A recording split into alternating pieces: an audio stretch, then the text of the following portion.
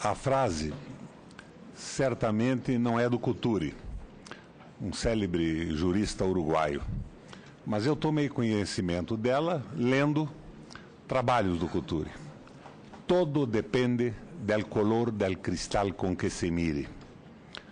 A visão que está sendo colocada em relação a essa questão das dívidas do Estado é uma visão de mercado, é uma visão de contador. Eu não vou negar que nós temos um problema de gestão nos estados brasileiros, tem que ser resolvido. Temos um problema de gestão na União, temos um problema de gestão em todos os estados.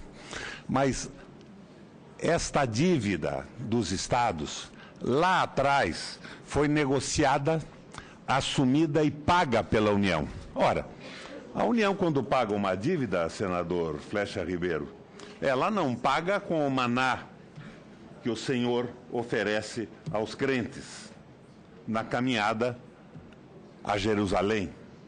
Ela paga com o dinheiro dos contribuintes. Os contribuintes que estão no Estado estão no Brasil inteiro. Então, os contribuintes já pagaram esta dívida. Mas a União está afogada na rolagem da sua própria dívida na mão de banqueiros. Nós temos o juro mais alto do mundo. Então, a União quer cobrar novamente da população brasileira, do contribuinte que paga imposto, a dívida que já foi paga com o dinheiro dos impostos. Nós devíamos simplesmente esquecer esta dívida dos estados com a União, porque a população brasileira, a nossa economia já pagou. E nós temos que pegar o essencial, e o essencial são os juros absurdos que estão sobrecarregando a dívida pública. Em 2015, como eu disse agora há pouco na comissão, nós tínhamos um déficit de 8,7. 6,7 é da dívida pública. É o tal déficit nominal ocasionado pelos juros. E 2% é o principal ocasionado pelo excesso de despesas contra uma arrecadação que diminui. Então, eu vejo isso desta forma. E eu fui, como governador do Paraná, eu diminuí a dívida do Estado, eu deixei a Previdência extremamente capitalizada, e eu acho que temos um problema de gestão, porque o próprio movimento da Previdência do meu estado do Paraná foi predado para pagar dívidas do Estado, empreiteiros, superfaturamento de obras e roubos sistemáticos do erário. Mas esta dívida do Estado, e eu não digo o que foi acrescido por má gestão, por um problema de gestão, a dívida básica já foi paga e nós estamos novamente forçando a economia, evitando o desenvolvimento para pagar o lucro dos rentistas e dos banqueiros. Não é este o caminho.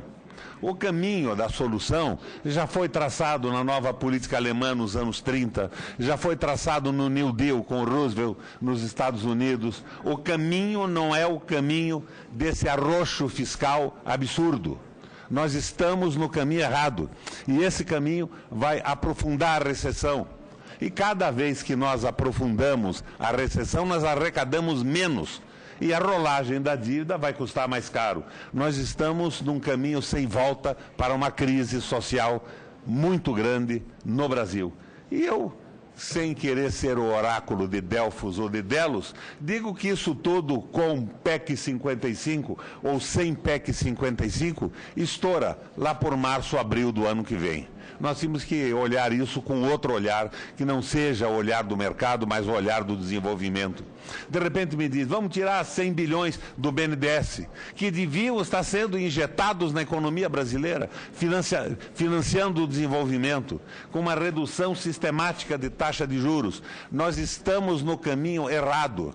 Eu vejo essa economia como uma proposta de nefelibatas.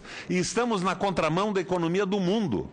Nós estamos na contramão das medidas tomadas pelo o Donald Trump, que ganhou a eleição nos Estados Unidos, ganhou a eleição contra o domínio absoluto de Wall Street, os ganhos absurdos do capital financeiro.